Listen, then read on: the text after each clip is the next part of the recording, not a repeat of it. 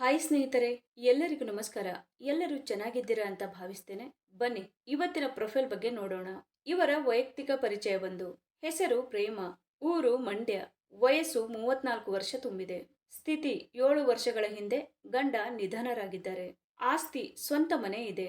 ಕೆಲಸ ಸರ್ಕಾರಿ ಶಾಲೆಯಲ್ಲಿ ಸಹ ಶಿಕ್ಷಕಿಯಾಗಿ ಕಾರ್ಯನಿರ್ವಹಿಸುತ್ತಿದ್ದಾರೆ. ಮಕ್ಕಳು ಇಲ್ಲ. ಸಮಸ್ಯೆ ಎರಡನೇ ಮದುವೆಗೆ ಹುಡುಗ ಬೇಕು. ಅನುಭವ ತೃಪ್ತಿ ಸಿಗುವಷ್ಟು ಆಗಿಲ್ಲ. ಹಾಗೇನೆ ಸ್ನೇಹಿತರೆ, ಇವರ ಹತ್ತಿರ ಇರುವ ಟಾಟಾ ಹೆರಿಯರ್ ಕಾರಿನ ಬಗ್ಗೆನೂ ಫುಲ್ ರಿವ್ಯೂ ಕೊಟ್ಟಿದ್ದಾರೆ. ಇದರ ಬಗ್ಗೆನೂ ಸಂಪೂರ್ಣವಾದ ಡೀಟೇಲ್ಸ್ ಕೊಡ್ತಾ ಹೋಗ್ತೀನಿ, ಸ್ಕಿಪ್ ಮಾಡದೆ ಕೊನೆ ತನಕ ನೋಡಿ. ಪ್ರೇಮಳ ಕಥೆ. ಅವನ ಕೈ ಹಿಡಿದು ಹೊಸದಾಗಿ ಬಾಳು ಪ್ರಾರಂಭಿಸಿದಳು. ಇವಳ ಕನಸು ಮನೆ, ಮಕ್ಕಳು, ಒಂದು ಸಣ್ಣ ತೋಟ. ಆದರೆ ತೀವ್ರ ಜ್ವರಕ್ಕೆ ತುತ್ತಾಗಿ ನಿಧನರಾದರು. ಅವನೊಂದಿಗೆ ಇರಬೇಕಿದ್ದ ಎಲ್ಲಾ ಸಂಭಾಷಣೆ ಈಗ ಆಕೆಯ ನೆನಪಿನಲ್ಲಿ ಉಳಿದಿವೆ. ರಾತ್ರಿಗಳು ಸುಮ್ಮನಾಗುತ್ತವೆ. ಬೆಳಗ್ಗೆ ಹೊತ್ತಿನಲ್ಲಿ ಜವಾಬ್ದಾರಿಗಳು ಎದ್ದು ನಿಲ್ಲುತ್ತವೆ. ಆಕೆ ಮಕ್ಕಳಿಗೆ ಪಾಠ ಹೇಳುತ್ತಾಳೆ, ಆದರೆ ತನ್ನ ಬದುಕಿನ ಪಾಠ ಯಾರಿಗೂ ಹೇಳುತ್ತಿಲ್ಲ. ಹಾಗಾಗಿ ಒಬ್ಬ ಜೊತೆಗಾರ ಬೇಕು. ಕನಸು ಕಾಣುವ ಹುಡುಗ ಹೀಗಿರಲಿ.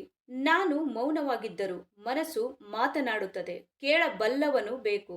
ನನಗೆ ಕಟ್ಟಿದ ಮನೆ ಬೇಕಿಲ್ಲ, ಆದರೆ ಮನಸ್ಸು ಕಟ್ಟಲು ಸ್ನೇಹಿತ ಬೇಕು.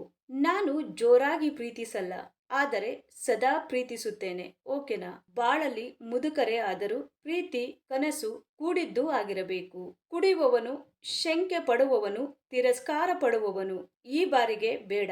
ಜವಾಬ್ದಾರಿಯಿಂದ ಸಂಸಾರದ ಹೊಣೆ ಹೊತ್ತು ಜೀವನ ಮಾಡುವವನು ಬೇಕು.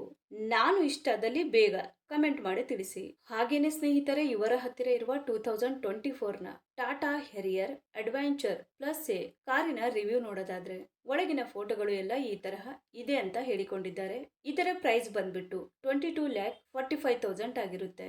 2024ನಲ್ಲಿ ಪರ್ಚೇಸ್ ಮಾಡಿರ್ತಾರೆ. 17,502 ಕಿಲೋಮೀಟರ್ ರನ್ನಿಂಗ್ ಆಗಿರುತ್ತೆ. ಮ್ಯಾನುಫ್ಯಾಕ್ಚರಿಂಗ್ ಇಯರ್ ಬಂದು ಜೂನ್ 2024 ಆಗಿರುತ್ತೆ. ಫ್ಯೂಲ್ ಟೈಪ್ ಬಂದು ಡೀಸೆಲ್ ಆಗಿರುತ್ತೆ. ಟ್ರಾನ್ಸ್ಮಿಷನ್ ಎಲ್ಲ ಕೂಡ ಮ್ಯಾನ್ಯುವಲ್ ಆಗಿರುತ್ತೆ. ನಂಬರ್ ಆಫ್ ಓನರ್ ನೋಡೋದಾದ್ರೆ ಫಸ್ಟ್ ಓನರ್ ಆಗಿರ್ತಾರೆ. ಇನ್ಸೂರೆನ್ಸ್ ನೋಡೋದಾದ್ರೆ ಕಂಟಿನ್ಯೂ ಇದೆ ಅಂತ ಹೇಳಿಕೊಂಡಿದ್ದಾರೆ. ಸ್ನೇಹಿತರೆ, ಈ ಕಾರಿನ ಒಳಗಡೆ ಸೀಟ್ ಎಲ್ಲ ಈ ತರಹ ಇದೆ ಅಂತ ಹೇಳಿ ಮಾಹಿತಿಯನ್ನ ಸ್ಪಷ್ಟವಾಗಿ ತಿಳಿಸಿಕೊಟ್ಟಿದ್ದಾರೆ. ಹಾಗೇನೆ ಸ್ನೇಹಿತರೆ, ಇಂಜಿನ್ ಮತ್ತು ಟ್ರಾನ್ಸ್ಮಿಷನ್ ನೋಡೋದಾದ್ರೆ ಇಂಜಿನ್ ಬಂದು 1956 cc ಇದೆ ಮತ್ತು 4 ಸಿಲಿಂಡರ್ಸ್ DOHC ಆಗಿರುತ್ತೆ ಅಂತಾನು ಹೇಳಿಕೊಂಡಿದ್ದಾರೆ. ಮತ್ತೆ ಇಂಜಿನ್ ಟೈಪ್ ಬಂದು ಕ್ರೋಯಾಟೆಕ್ 2.0 ಡೀಸೆಲ್ ಇಂಜಿನ್ ಆಗಿರುತ್ತೆ ಅಂತಾನು ಹೇಳಿಕೊಂಡಿದ್ದಾರೆ. ಹಾಗೇನೆ ಮ್ಯಾಕ್ಸಿಮಮ್ ಪವರ್ ನೋಡೋದಾದ್ರೆ 168 BHP ಮತ್ತೆ RPM ಬಂದು 3750 ಅಂತಾನು ಹೇಳಿದ್ದಾರೆ.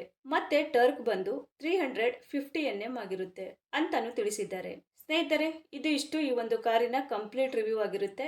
ನಿಮಗೇನಾದ್ರೂ ರಿವ್ಯೂ ಇಷ್ಟ ಆದ್ರೆ ಲೈಕ್ ಮಾಡಿ. ಹಾಗೇನೆ ಬೇರೆ ಏನಾದ್ರೂ ಇನ್ಫಾರ್ಮೇಶನ್ ಬೇಕಾದ್ರೆ ಚಾನೆಲ್ಗೆ ಜಾಯಿನ್ ಆಗಿ ಕಾಂಟ್ಯಾಕ್ಟ್ ಮಾಡಿ. ಧನ್ಯವಾದಗಳು.